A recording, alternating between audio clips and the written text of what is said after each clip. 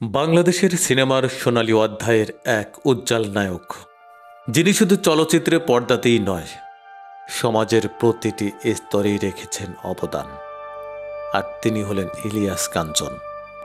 নায়ক, সমাজসেবক, আন্দোলনের প্রতিকৃত। আজ তিনি নিজেই লড়ছেন জীবনের এক কঠিন লড়াইয়ে। আপনারা হয়তো অনেকেই জানেন না, তিনি ব্রেইন টিউমারে আক্রান্ত। ৮০-র দশকে সিনেমায় অভিষেক ঘটে ইলিয়াস কাঞ্চনের। ২ শতাধিক সিনেমায় অভিনয় করে তিনি দর্শকদের হৃদয়ে জায়গা করে নেন। তার অভিনীত রোমান্টিক, সামাজিক আর অ্যাকশনধর্মী চরিত্রগুলো তখনকার তরুণ প্রজন্মের কাছে ছিল আইকন। বাংলা চলচ্চিত্রের সোনালী যুগে তিনি হয়ে ওঠেন সবচেয়ে জনপ্রিয় ও প্রিয় নায়কদের একজন। কিন্তু জীবনের এক মর্মান্তিক দুর্ঘটনা পাল্টে দেয় তার পথ চলা। ১৯৯৩ সালে এক সড়ক দুর্ঘটনায় প্রাণ হারান তার স্ত্রী। সেই ব্যক্তিগত বেদনাকে শক্তিতে রূপান্তরিত করে ইলিয়াস কাঞ্চন শুরু করেন একটি আন্দোলন, নিরাপদ সড়ক চাই। আজও দেশের সড়ক নিরাপত্তা নিয়ে সচেতনতার প্রতিটি প্রচারণায় তার নাম উচ্চারিত হয় সম্মানের সঙ্গে। একজন নায়ক শুধু সিনেমায় নয়, বাস্তবেও হয়ে ওঠেন মানুষের কণ্ঠস্বর।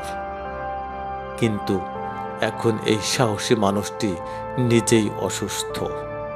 ৭ মাস ধরে তিনি ভুগছিলেন নানা সমস্যায়। মেডিকেল পরীক্ষার পর জানা যায় তার মস্তিষ্কে ধরা পড়েছে টিউমার। ঢাকার চিকিৎসকেরা ঝুঁকি এড়াতে তাকে বিদেশে নেওয়ার পরামর্শ দেন। এরপর লন্ডনে ওয়েলিংটন হাসপাতালে নিয়ে যাওয়া হয়। সেখানে তার অস্ত্রোপচার হয়। তবে ডাক্তাররা জানান টিউমার পুরোপুরি অপারেশন করা যাবে না, কারণ টিউমারটি এমন জায়গায় রয়েছে যেখানে সমস্ত স্নায়ুতন্ত্রের মূল গোড়া। তার এই জায়গায় যদি অপারেশন করা হয় তাহলে তার হতে পারে প্যারালাইজড, এমনকি তিনি মৃত্যুও বরণ করতে পারেন। তার ভালোর চেয়ে মন্দই বেশি হওয়ার সম্ভাবনা রয়েছে বেশি। তাই তারা আংশিক অপারেশনের সিদ্ধান্ত নেন এবং বাকিটুকু রেডিও ও কেমোথেরাপির মাধ্যমে ভালো করার সিদ্ধান্ত নেন। এখন চলছে তার সে রেডিয়েশন ও কেমোথেরাপির চিকিৎসা। জানা যায় আগামী কয়েক সপ্তাহ তাকে কঠিন এই চিকিৎসা নিতে হবে। সংবাদ সম্মেলনে তার ছেলে মিরাজুল মঈন জয় সবাইকে অনুরোধ করেছেন বাবার জন্য দোয়া করতে।